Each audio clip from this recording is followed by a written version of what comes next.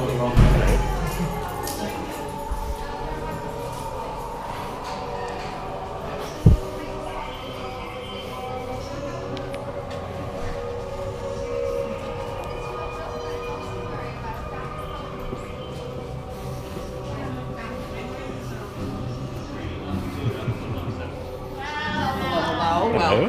Hello. Welcome. Here are your flashlights of some of the darker corners of the prison. Thank you. Good rest.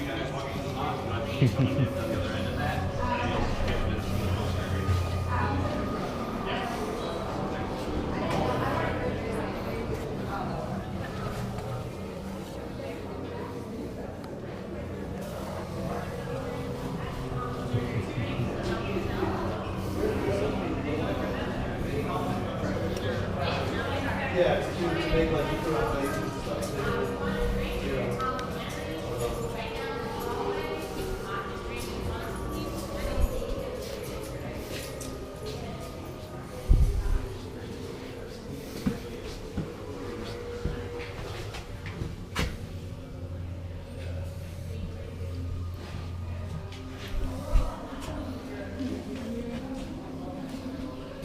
Yeah, I'm assuming this is all lead-based paint.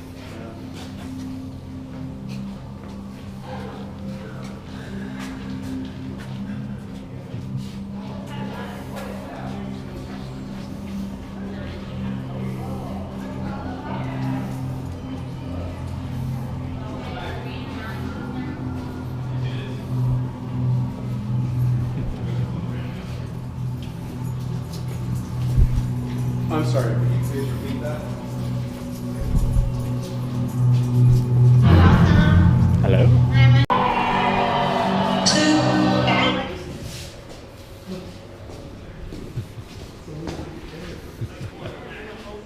Last year, July 9th.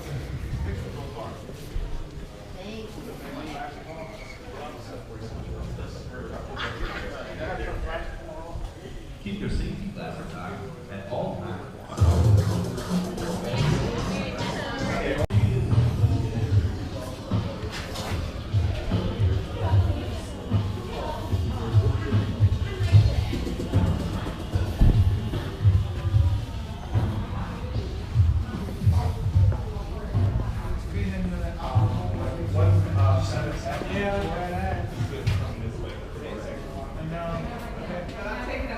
Oh, but just take it.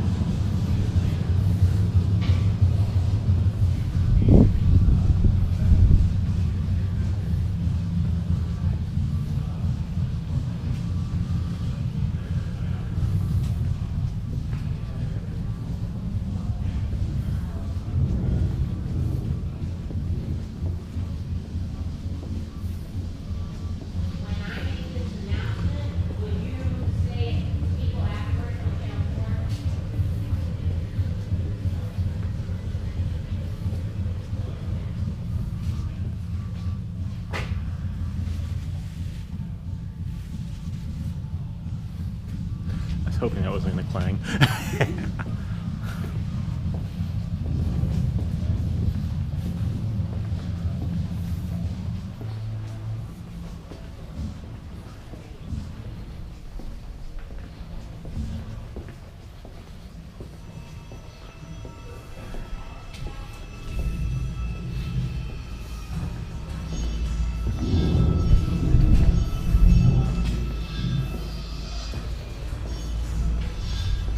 Hi, folks.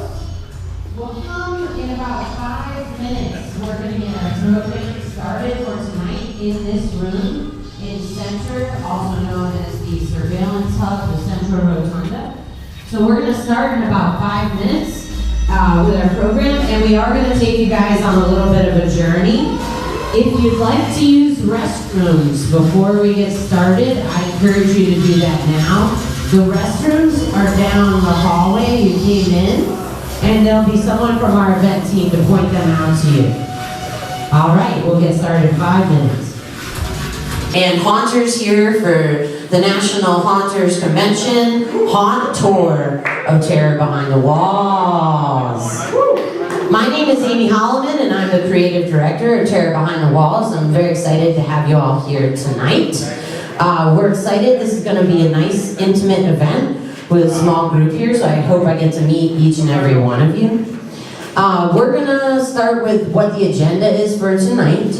The first thing I'm going to tell you, the very exciting thing, is that when this event was first advertised, it said 2 drink tickets per person. Well, we know you're in Atlantic City. Drinks are expensive down there. While you're here tonight at Eastern State Penitentiary, all of your drinks will be complimentary. That being said, please drink responsibly. Even though you don't have to drive, just think about that bus ride home. Okay, awesome, that's great. So what we're doing here tonight is we're gonna start in just a few moments. We're gonna head into 3 of our attractions. You guys are gonna get to see Infirmary, Quarantine in 4D, and Breakout. You guys all have flashlights. We do have the majority of lights and effects and soundtracks on inside. The attractions you're entering all have custom-made soundtracks by our technical director, James Travis III. He'll be joining us on a tour this evening. That's just one of the many things he does for Terror Behind the Walls. After we go, you can use your flashlights, and Brett will talk to you a little bit about more of the rules of the tour. But Brett, James, and I will be with you guys in the tour if you have any quick questions. But if there's longer questions, we ask that you hold them till our Q&A happening a little later. After we go through the 3 attractions, on your way out, if you'd like to see behind the scenes of one of our mechanical rooms, James Travis III will be there to sort of walk you through that space, take a look at it, see what that looks like behind the scenes. Then we're going to bring you down to our green room, where you'll get to see our costume and makeup rooms. So both our costume director, Lisa Sikora Kleckner, will be there. Am I in a good spot? Yeah. Cool. And our makeup special effects director, Lauren Palmer, will be here tonight to talk to you about that and how we get our 300 actors in show ready for 32 show nights. After we leave the green room, we're going to head down to our VIP lounge and the room where we welcome guests to Terror Behind the Walls. And that's where you'll have dinner, and there'll be more drinks. And we're going to do a Q&A with our creative team. After that, we're going to bring you down to where we have our speakeasy at Terror Behind the Walls. And there'll be live entertainment, there'll be singing and performers, as well as a dance party. And there will still be more drinks. Yeah. So, and the creative team will be sticking around to answer questions and mingle and meet you guys and see what you're up to in the Halloween world. All right, so that's our schedule. And now I'm going to hand this over to one of our general managers and our vice president, director of operations, Brett Bertolino. Well, we're really excited to have all of you here tonight, and I'd like to see how many people are here at Eastern State for the first time. So a lot of people are in this building for the first time. And I want to spend just a few minutes telling you a little bit about Terror Behind the Walls and about Eastern State, because we have a haunted house because it's our major fundraiser for our museum. So Eastern State Penitentiary, the building that you're in, is a National Historic Landmark. It opened in 1829, and it was considered to be the world's first true penitentiary. It's a model for 300 prisons worldwide, and it has a unique radial floor plan. So if anybody tonight during the dance party or now wants to stand in the center, you can from one spot turn and see all 7 original cell blocks. And that was really revolutionary in 1829 when Eastern State opened, and there are actually 300 copies of this building all over the world. So it's one of the most influential buildings in the world. Eastern State closed as an active prison in 1971, and we started offering tours here in 1994. So our organization offers tours of the building. We have different exhibits about Eastern State's history, and more we talk about what's happening with mass incarceration today. And so Terror Behind the Walls is our annual fundraiser. Terror Behind the Walls, most people don't know, started in 1991. So it started before the prison was open for daytime prison tours. And the whole goal of Terror has never changed. It's always to raise money for our daytime prison tour program, but the event has changed drastically over time. It started as a one-night tour, kind of like a group like this, where you came in the building with flashlights and heard ghost stories. That's how all of this started. And today we're one of the largest haunted houses in the United States. It's our 28th season. We're open 32 nights. We have 6 haunted houses here. You're going to get a taste of our speakeasy. We do after dark VIP tours during Terror. We have lots of different programs that happen. We have a whole zombie SWAT team that does a choreographed dance at the show. So we really have taken this little tiny ghost tour, flashlight ghost tour, and turned it into something that people from all over the world know. And so we're really excited for you to be here tonight and to get a behind the scenes glimpse of what we do. We don't often kind of pull back that curtain and show people what we do at Halloween because we're a museum, and we mostly are focusing when we're not doing Terror in the fall on daytime operations. So as Amy mentioned, you're going to go through 3 haunted houses to start your evening off. In those haunted houses, they're not actors, so we do have some staff stationed throughout. Most of those staff are going to be at the queue line so that they can ask questions. As Amy said, we'll all be back there if you have questions when you're there. We would love for you to take photos, ask questions, but of course we want you to be safe. So you can take a peek in some of the actor hallways, you can take a look anywhere you want, but please don't try and operate any props, any drop-down windows or anything like that. We do want to make sure that everyone here is safe tonight. And the other thing is you're seeing the show in the off-season. And so we haven't operated this show since the end of November, and we're already in construction phase. So we are demolishing some scenes, changing things around, so you'll go through and you'll see some of that. You'll see some open spaces, you'll see some things that if you've seen the show before or saw it last year, not the way that they were. So you'll see what's different already, but we can't tell you what's new, unfortunately, because our marketing team has a big presentation, a big press announcement that we'll do later this summer to talk about what will be new at Terror 2018. So I think that's all the announcements we have. We want to get you started and want you to have a great time tonight at Terror Behind the Walls. And you can bring drinks on the tour. There's also water available. So if you want to grab something, you can grab them. And then I'm going to be the first person in the tour, and we'll kind of make what we all call in the haunt industry a conga line. But we'll make a conga line walk through. James will be somewhat in the middle of the group, and Brett will be the tail. So we'll be around if you guys have questions. All right, well, let's get this thing started. Welcome, everybody.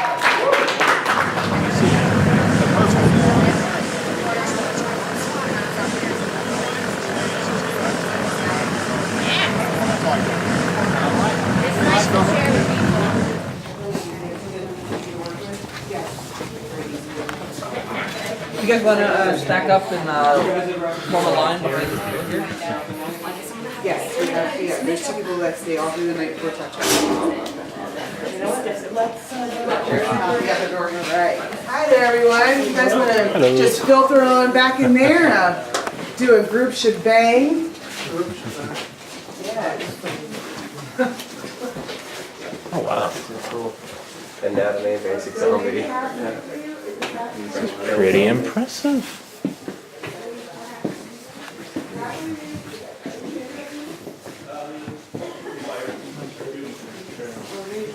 they have stencils for that logo. It's like a big tattoo that does it on.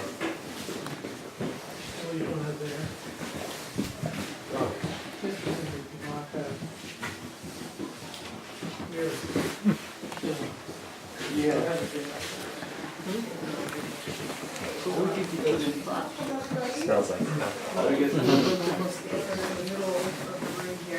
Welcome to Terra Behind the Walls Makeup Room. Thank you so much for coming in. As you can see, this is my baby.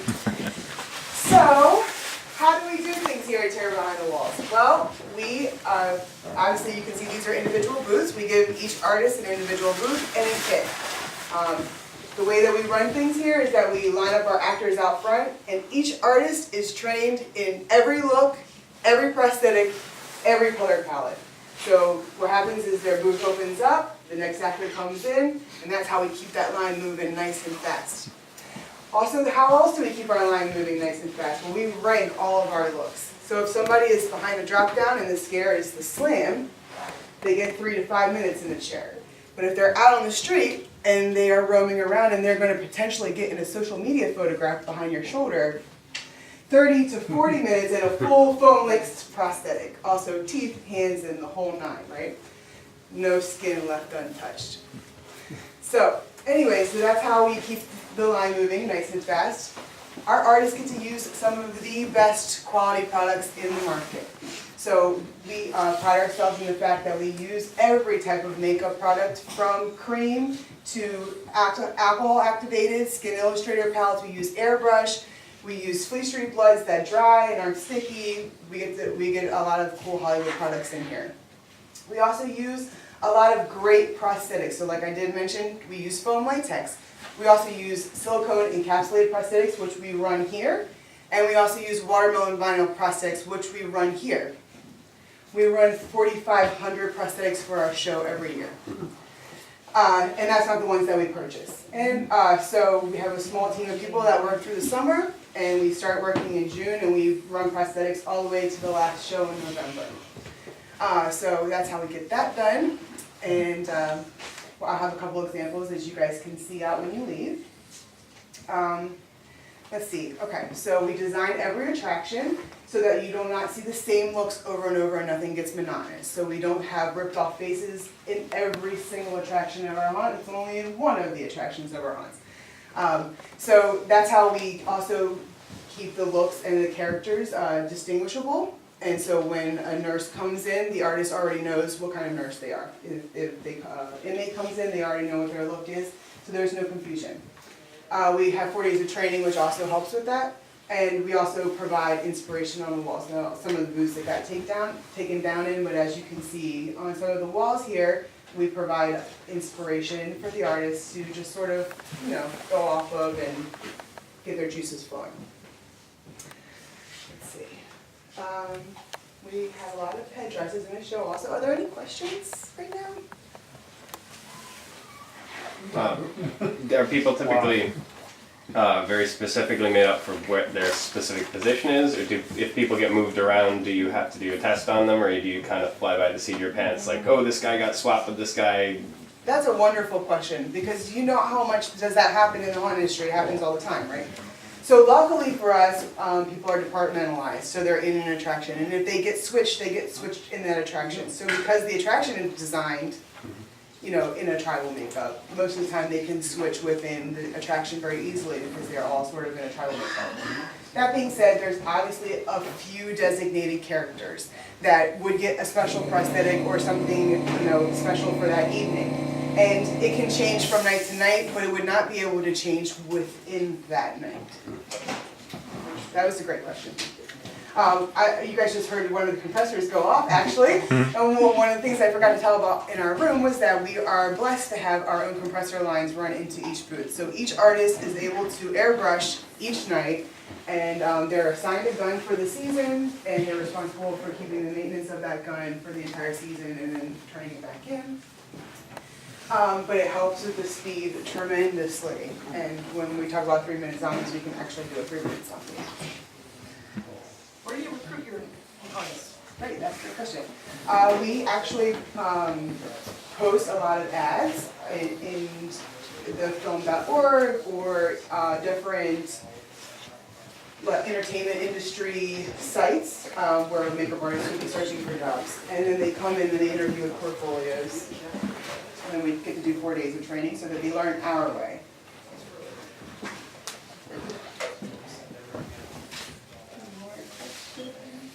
So when it comes to a newer attraction and kind of developing the looks, do you work concurrently with the design team? Do you have a lot of input in what gets developed in terms of characters, or is it kind of the concepts are presented to you and you kind of work with that? Thank you for that question. I'm actually on the creative board here. I work year-round on this project, and I start designing things in the end of January, beginning of February with the creative team. Then we all travel to Trans World together, concrete our ideas for what's going to be for season, and then we roll out our scope. O'clock for a show at 6:30 or 7, depending on the week. Our last shoot time was 12:30.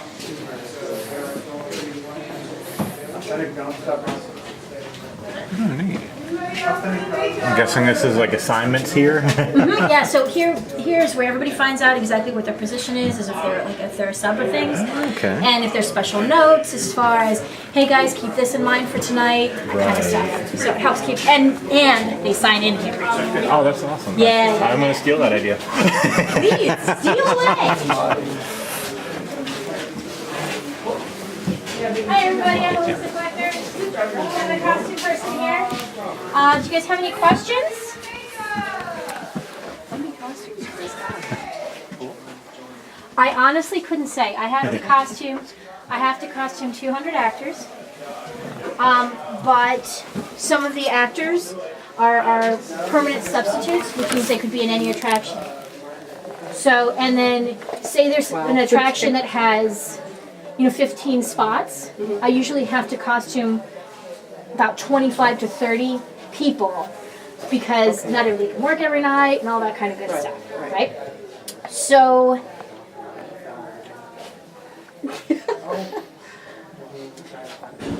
usually when I get pants, I end up ordering somewhere along the lines of 30 or 40 in the style per attraction. So,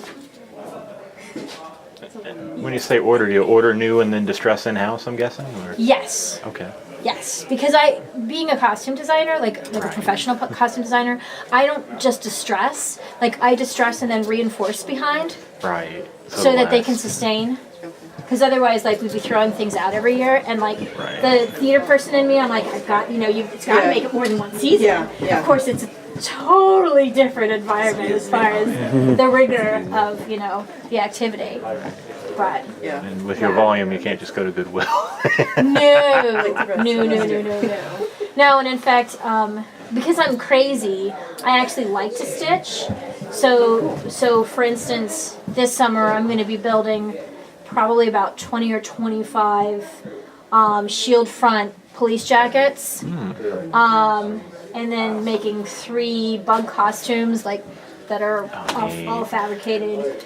And that's in addition to doing my leather mask making business. So, yeah, and I'm a college professor. So they just graduated today, though. So, woo! Awesome. That's awesome. Now it's time for the fun work. Now it's time for the fun. 23 days, we're counting down. Yeah. Good. ACIT, John Landing. She's in the medical program. Her original goal was to go into medicine, and now she's kind of like back and forth because the way medicine is just evolved and it's just become so. Do you know why she should do that? She should look into prosthetics. Actual designing prosthetics for people who have lost something. Yeah. That could start to come. She wanted to do like trauma surgery.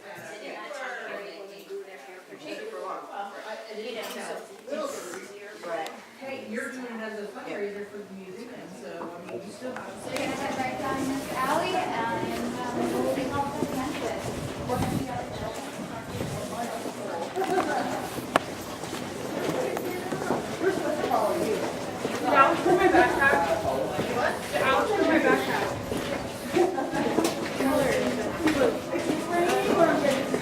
I need it. Go 7.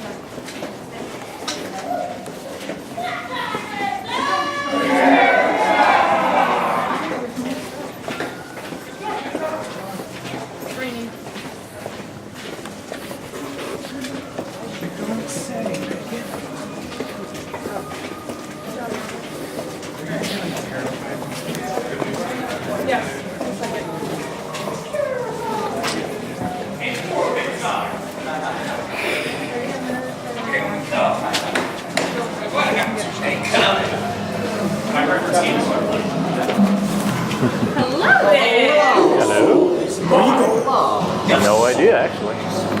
Oh, follow them. Follow them. Come on, man. Don't take it to the VIP room.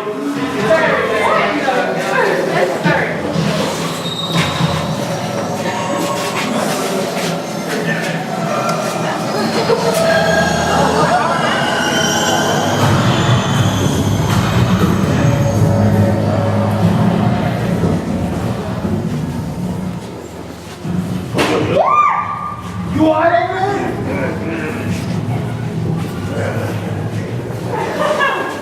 Follow the leader. What's up, bud?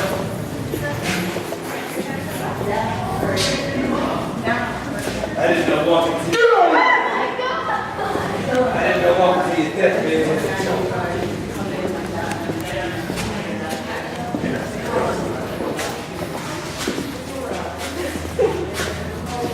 This way.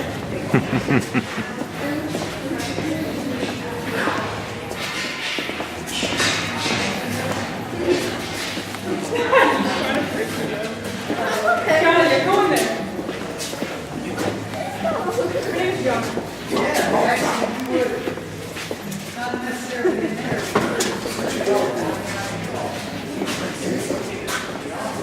How would you get a mattress?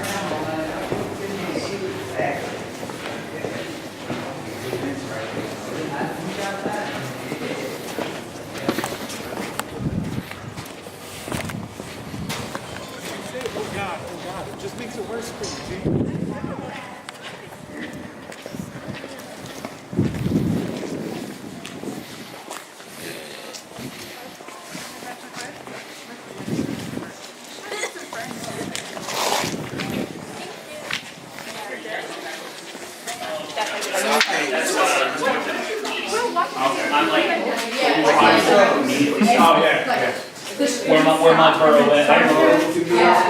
My street is right. It's very suburban. Oh, yeah? Almost city. And then the haunt is about 25 minutes south of Pittsburgh. On River. Awesome. Well, here I am again, Amy Holloman. And now we're going to start. We're going to each give about 1 minute, tell you a little bit about ourselves, and then we're going to open this up for question and answers. If you get hungry during this question and answer session, we're not going to be mad at you. Go get some more food. If you need more drinks, Tyrell and Laura got you. And if you need to use the restroom or anything, one of our event team members or our awesome actors and dancers who are in the room can dance you down to restrooms. And also, if you need to smoke, you can do that at any point in time. But our answers will be very interesting. So you know me, I'm the creative director and one of the general managers. So what I do here at Terror Behind the Walls is I work with these people who you see up on stage here. This is the creative team. Our creative team designs the show. So you'll hear tonight a little bit, you've already met our costume and makeup directors, our technical directors, and director of operations. I focus a little bit more on theatrics and acting. So I work on scripting, I work on the way we're going to scare people. I work with this team on the vision for the show. I'm also in charge of casting and human resources. And in general, I'm kind of the cheerleader of the staff, motivating people. I also help work with the SWAT team. I'm not a choreographer myself, but I choose the music they're going to dance to. Get pumped up, there's some of them back there. And I work with our speakeasy team on a creative vision for that team. I also work for Eastern State year-round and working on events. And I'm just excited to have you guys here tonight. I'll pass the microphone down to James Travis. James. I've been working for Terror since about 2007. I have had a long career in industrial machine maintenance, doing different things with like conveyors and that sort of thing. Spent a lot of time in Antarctica doing maintenance and repair down there, boilers and heating systems, kitchen equipment, everything it takes to survive. and then ended up coming here and got my first taste of the haunt world. I've always loved scaring people, so this was a natural fit for me. Taking what the creative team comes up with, me and my crew, we build all of our animatronics. We buy some stuff, you know, go to Transworld and buy stuff there, bring it in here, operate it, wait for it to break, and then re-engineer it so it actually lasts through our show. Yeah, we do all the build and everything like that, and I also work here year-round doing design of like all the lighting and that sort of thing, ramps, sign frames, etc.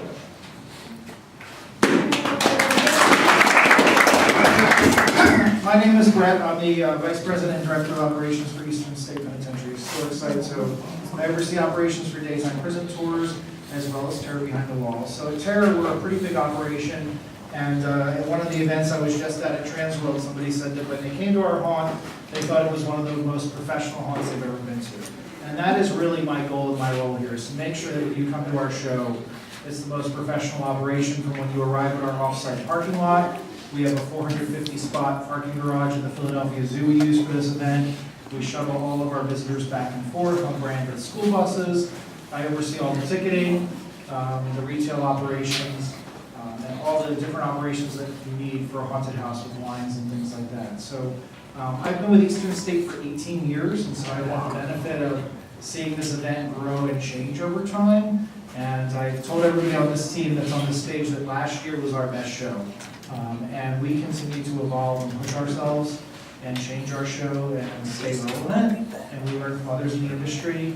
And we always experiment and take risks. And I think that's one of the things that I'm most proud of our team is we're not afraid to try things and see if they will work. And about half the time I think they work, and about half the time they don't. And we have to come back and decide whether it's something we want to continue to tweak and make it work, or if we want to just move on to a different idea. So again, we're happy to have you here, and I'm happy to answer any questions about operations when we get to that point in the program.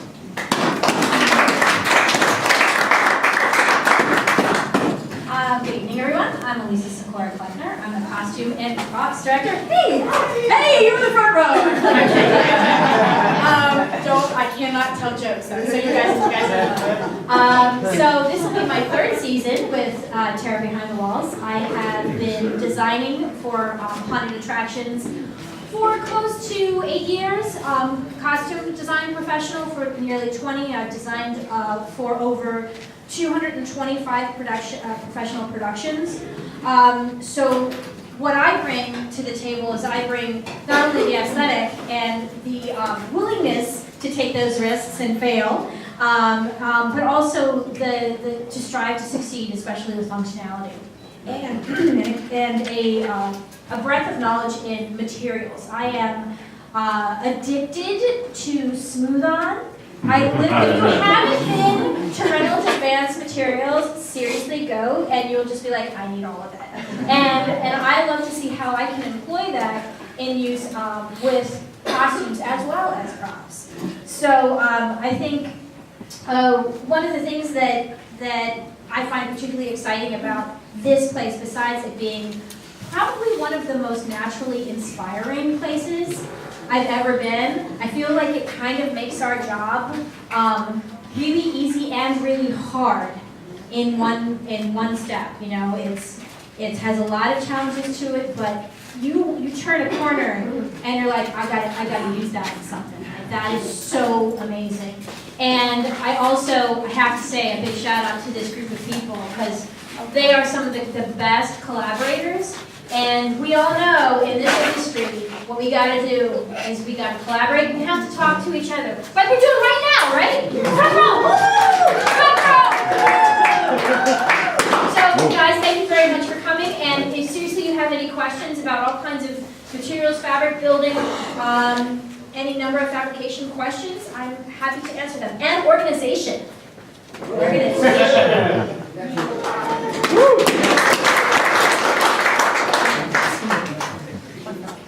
Hello, everybody. My name is Lauren Palmer. I'm the makeup director here at Terror Behind the Walls, and this will be my 12th season. So I have a little bit of my heart is invested in this building, of course, like everyone else. So what is my role here at Terror Behind the Walls besides obviously applying blood to the face? me and a very small team, we fabricate all the prosthetics seen in the show. And we also put our hands in a little bit of art department stuff, a little bit of helping, maybe help her accessorize in a couple places here and there. But talk about mold making, that's pretty much what my entire summer involves, is me sculpting and mold making and being covered in plaster from head to toe. So what does my department bring to Terror Behind the Walls? Well, we don't make things organized, we make things bloody. Yeah. And I try to bring as much blood as I possibly can. So, let's see. I didn't talk much about myself, but I guess I've been in this makeup industry since I was like 3 years old. I've been doing character makeup for as long as I can remember. Ran all my high school departments, ran all my college departments, and went to makeup school, and here I am now.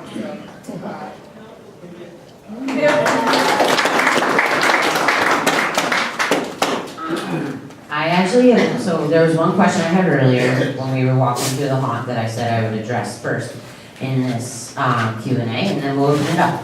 So the question was about, so I was saying sometimes in the haunt, oh, we push you this way, or we make you crawl, or we'll make you lay down on the operating room table, or we'll sit you down in the dentist chair. And if you've never been to Terror Behind the Walls, that might be confusing. How do you do that? Well, this is a perfect place for us to tell you about that, because we're standing on a stage here. This room, we welcome people to Terror Behind the Walls, and we give them the rules. Of course, you have to tell them about no smoking, no rowdy behavior, don't touch the actors or staff, or else you'll be ejected without a refund.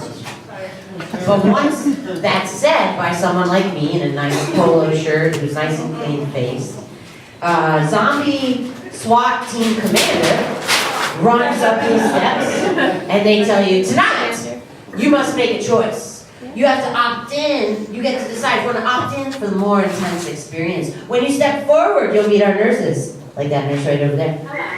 They will give you the option to wear a tracking device. If you wear this tracking device, it means you can be grabbed, pulled, taken down dark corridors, and separated from your friends. If at any point in time this gets too intense, you can simply drop the glow necklace to the ground and rest assured you won't be intentionally touched. Now go forth and make your choice. Then they go forward, and and of course, Brett, like he said, has worked for a long time thinking about how long does the line need to be. We worked with as a team to say how long do they need to think about this choice. They have a little bit of time, talk to their friends, are you going to do it, I'm going to do it. By the time they get to the nurses, they've decided, or at that moment, the nurses will push them to decide one way or the other. They get the glow necklace, they get a bloody mark with an X on their cheek. What does the X mean? Nothing, it's just for funsies. And it looks good when they take the photo right afterwards. It helps us photos. But this means that they might be touched, they might be grabbed, they might be separated from their group. Now, all touching and interactivity in Terror Behind the Walls is scripted and has to be approved ahead of time. None of it is going to be something that's going to harm you in a permanent way. You're not even supposed to be able to still continue to feel that touch on your skin after you've moved away from that actor. So that's how we do it. It's only if people decide. Now, there is a good percentage of people who go into the first room of the haunted house and pop that thing right off in it. You see the glow necklace flop through the air. It's a sound that our actors have become very fond of. But our job isn't to terrorize you, even though we're Terror Behind the Walls. We want to entertain you. So we want guests to get through the show with their glow necklace. So by the time they get to the last attraction, Breakout, they get to get all turned around the way that some of you guys did tonight. They get to decide if they want to crawl, all those things. So that's how we do interactivity, and we try to make sure it's safe and appropriate for all of you guys. All right, now, we have costumes, makeup, operations, technical direction, acting, hiring. We'll take questions about anything. Yes? How many months in advance do you plan for all this? Do we ever stop? You're right. Brett, you want to take that question? We used to try and have a 3-year plan where we kind of knew what direction we were going, and more we're planning all the time for the Halloween event. It's really too late to be planning when your season's over for the next season. So we are trying to move to a model where we know we want to do much further in advance, and this team up here has many more ideas than we have time and money. So we have, just like you're familiar with, I'm a big fan of theme parks. You hear about Imagineers at Disney coming up with ideas, spending a lot of time working on it. and then it doesn't go anywhere right then, but you come back to it later on. We do things like that, and our goal is to really have packages of product, or a package that we can just know what we're going to do and start working on that in January. Because we can no longer, this event is so big, you can't just plan 1 year in advance. It's just way too big to do that. So it's a year-round process. We have creative team meetings all throughout the year. Our core team, Amy, James, and myself, we typically do one big retreat where we try and get, because we're in a corporate environment, just like a theme park is, it's really hard to try and plan creative things in this environment, where we go away once a year to have a retreat and really get a lot of that hard work done. And now we're moving to a model where we're going to do that every single quarter. So we're always now just looking toward the future, and we may have a great idea, we may flesh it out, we may say it's not for 2018, that little package can go in 2019, it can go in 2020, we'll figure out where it's at. Right here? As far as the historic aspect, you have all the cell doors, they're obviously missing. James, do you want to take that question? Sure. Most of the metal doors have been chopped off when the prison was abandoned, probably scrapped for money. And then you'll see some wood doors that slide in front of the metal doors, and most of those came from a prison across town called Holmesburg, and they were brought over here just to add that feel of what the doors actually look like, even though they're a little bit different. Question? Do you guys go to like other haunts to just see what they're doing? I mean, you guys should just go here. Sure. Elisa, Lauren, you want to take that? Yes. Yes. Yeah, we do, we try to hit big haunts. 1 year we'll do a travel during the haunt season and go hit like Universal Studios, Knott's, all that stuff. And then the next year we'll try to go to like smaller markets and see what smaller haunts are doing. Because really everybody has like amazing ideas, and you know, the big guys, they're not able to do a lot of stuff that even like home haunts or, you know, small haunts with Wolf Input are able to do with their show. So it's good for us to see all aspects of what everybody is doing, and we pull a lot of ideas from all the different genres and sizes of haunt attractions across the nation. So if you have 200 actors per night coming through, how many do you hire? So this past year, we actually, as far as staff, we hired 350 staff members. But about 100 of those are operational staff. So people who are on our ticketing team, who are on our line staff team, who are still costume and makeup characters. And the rest of those other 200 are actors. So with every attraction, we have a certain number of actors who can sub in so we can give people nights off. So if your attraction requires 18 actors, we might actually have that attraction staff for 22 actors, so people get nights off. So those other 4 also might be people who, you know, work for you for years, do a great job, but now they're only available on Friday nights. But you know on Fridays, when they come, they're gonna reinvigorate that attraction, so you wanna keep them. So by allowing other people then get Friday nights off sometimes, can rotate that schedule. And in addition to the 350 staff members, we also have our security team, we have an outside photo team, we have an EMT, we have a food concession team. So we have our staff at the Ghost Bus parking lot, so it does take a lot of people to make this team work, and our After Dark VIP tour guides. Next question, here. So I mean, kind of on the same historical standard, I suppose. It must be very hard to run electrical, pneumatic, things like that in this sort of an environment. You can't exactly open up this to run things in there. How much of a challenge is that to kind of get things where you need it to be?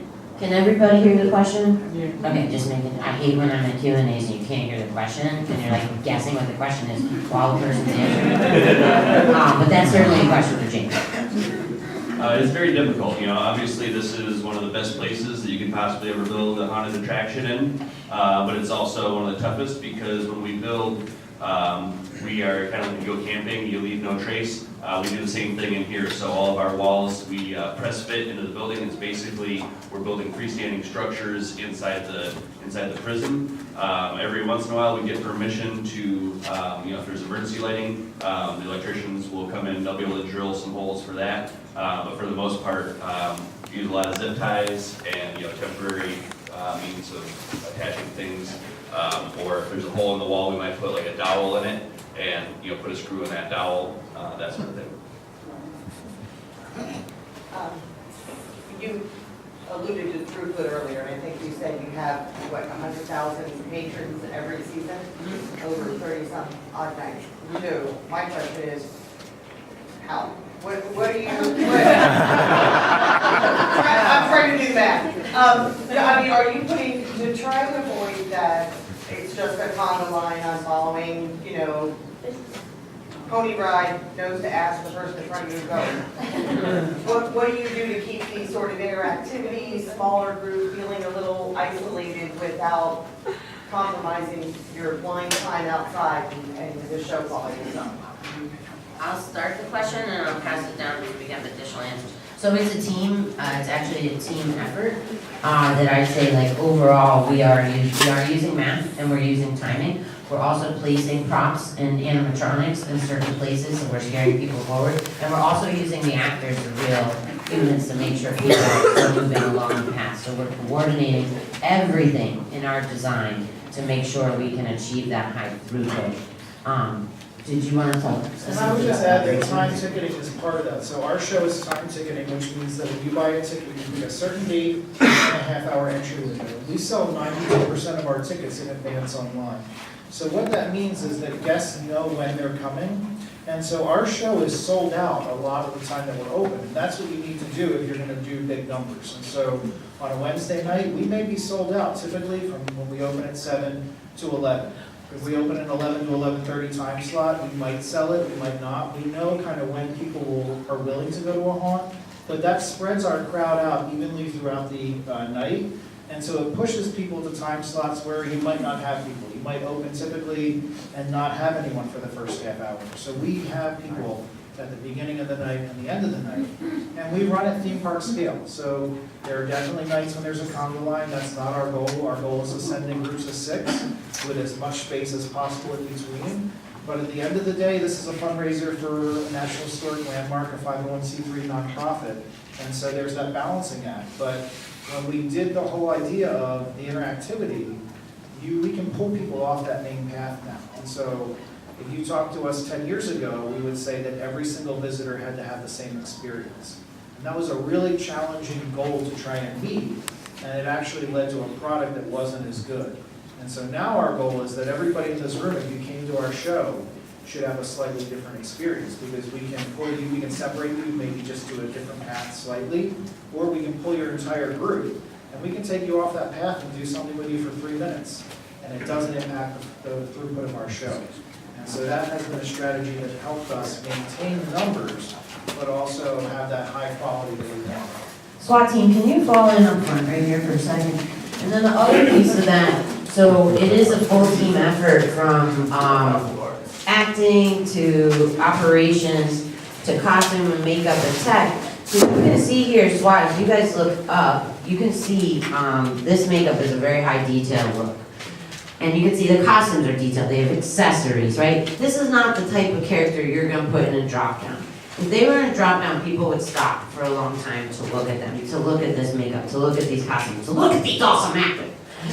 However, this team is outside all night in the yard when you come out of the experience. They're scaring people, they dance, they do all different types of stunts. You can take pictures of them. You can spend as much time as you want with these characters. They could even drag you into a cell.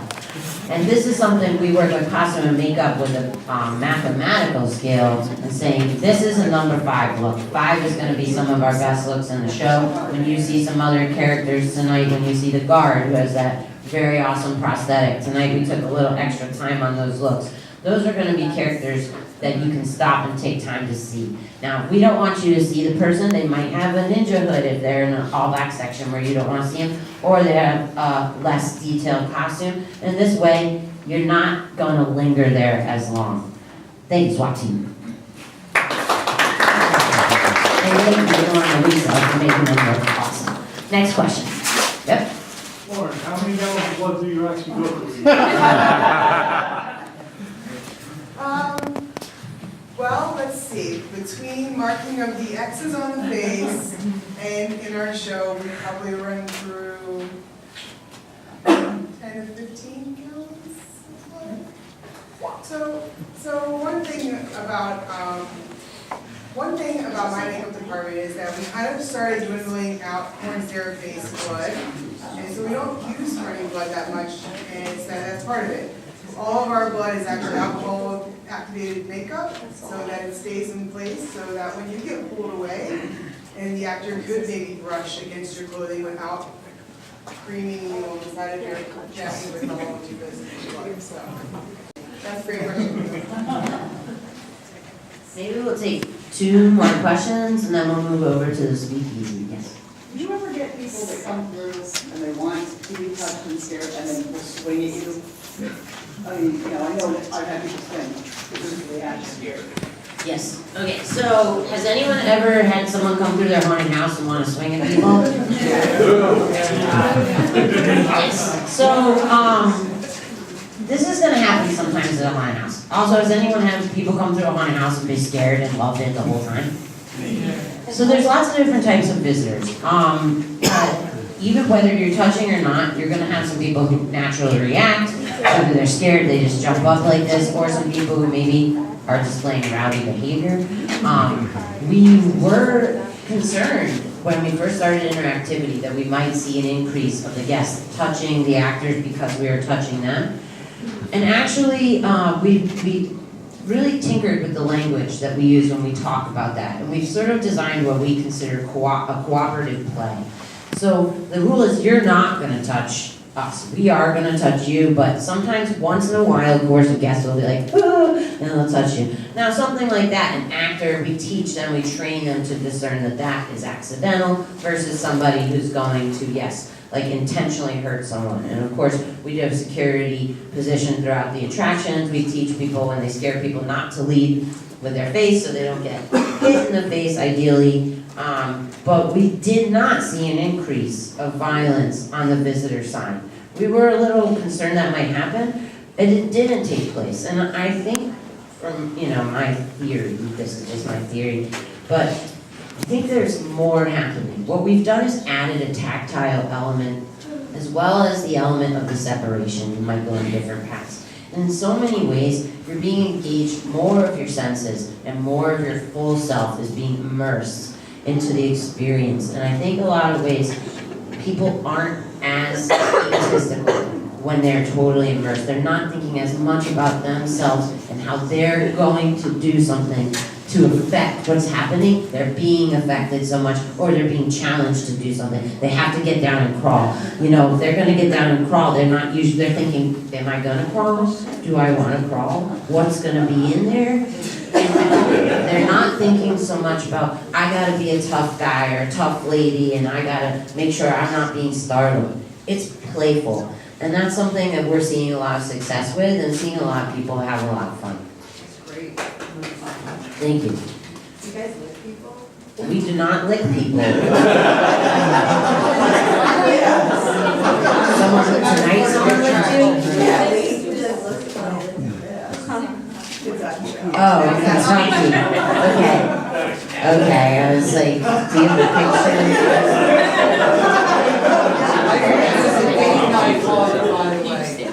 Okay, there's all different levels of interactivity, or sometimes what people call extreme haunted houses. We are focused on a sanitary environment. Licking would be problematic for both the actor and the visitor. I'm never going to ask an actor to do something I wouldn't do myself, except for maybe still walking, just because I'm too scared to get up there. But I'm going to still walking class this weekend, and of course, there we go. Still walker. But no, we don't do things like that. We overall, while we do have gore in the show, we don't do a lot of gross out type of scares. We don't really have feces or urine or things like that. That's where our show currently is, and I don't want to speak for the future. I just don't see it going in that direction. But yeah, we try to keep it clean and keep it creepy. Any dying questions? Dying last questions? All right here. We'll do these two and then we'll wrap it up. Oh, person in the middle's had their hand up for a while. Here. Okay, just before you guys wrap up, if this is your first haunt tour of this type, you know you've had a special experience, and this is something really unique. If you've ever been on another haunt tour for another show, either NAC or another haunters event, you really know how special this is, because these guys went above and beyond to show us hospitality and show us behind the scenes. So, on behalf of NAC,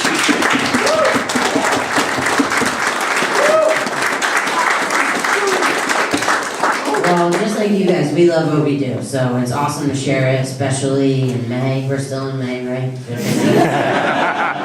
But it's awesome to share it. Are these quick questions? Maybe can we get quick answers out? I don't know, it's really complicated. Okay, let's just, you guys ready for 2 more questions, then we'll get out of here? All right, not out of the prison. We won't let you out of the prison. It is kind of on that same terms. I guess in today's kind of climate of political correctness, I guess more sensitive topics, especially incarceration and things like that. Do you ever encounter a lot of negative reactions to the fact that this is largely in an actual place where things like this took place?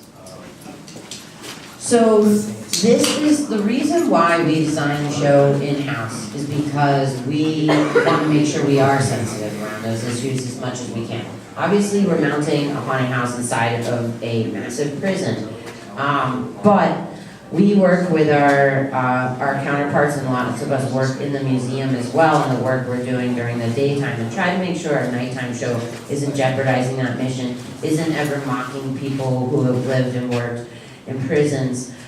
We don't have someone jump out from a cell and say, I'm this guy, I died right here, and now I'm alive, or I'm Willie Sutton the bank robber, because Willie Sutton the bank robber is a real person who lived here and spent time at Eastern State. We do have zombies who are inmates, but we have learned things that we've taken out of the show at times that we've decided maybe that's going too far. For example, you won't see in our show anymore any orange jumpsuits.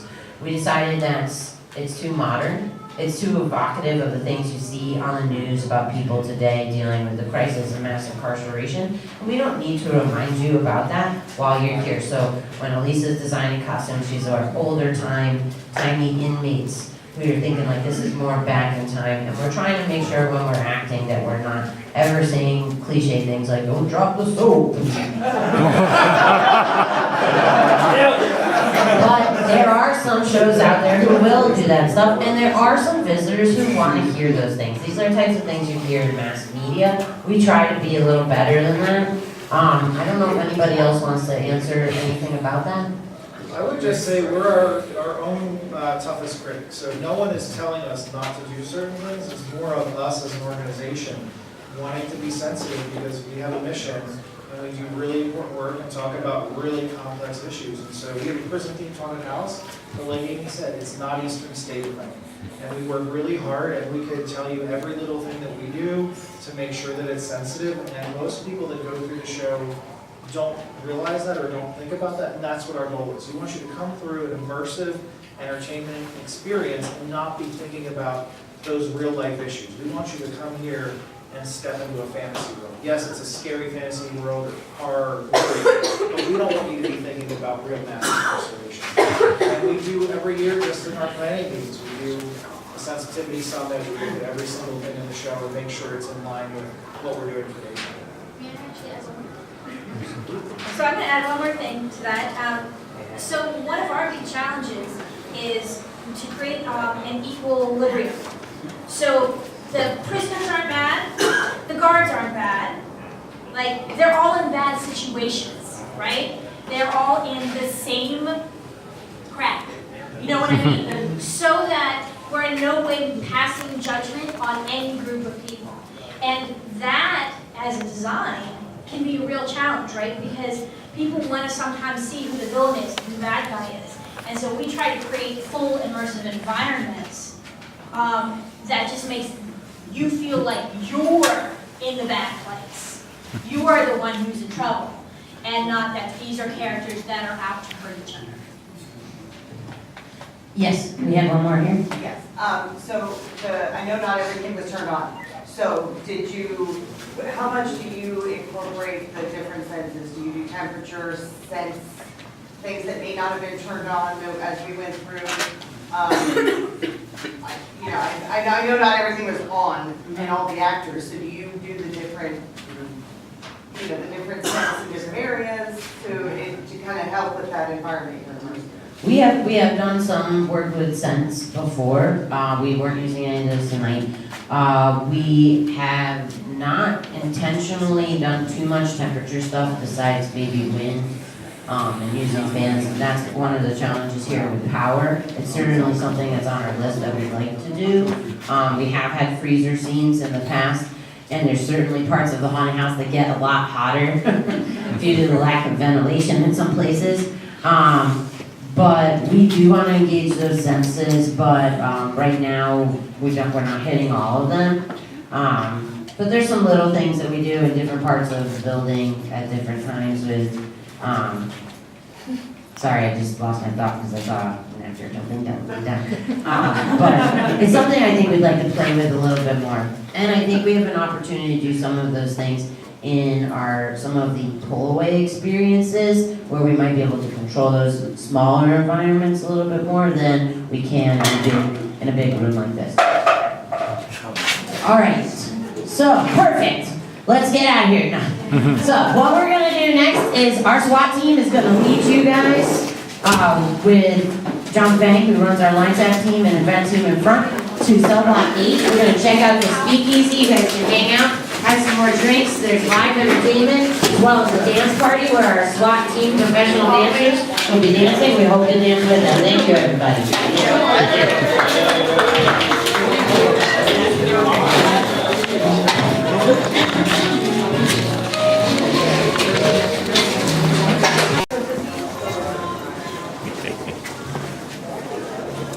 Cell blocks, back down center, find the speakeasy.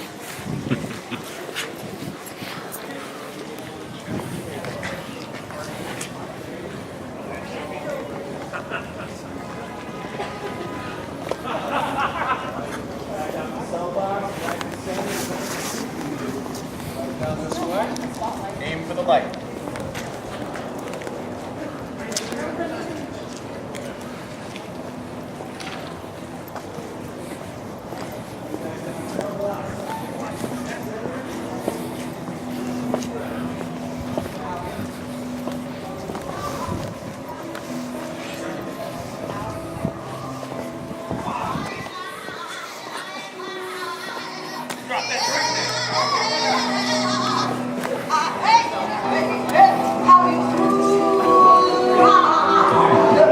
Right down this way.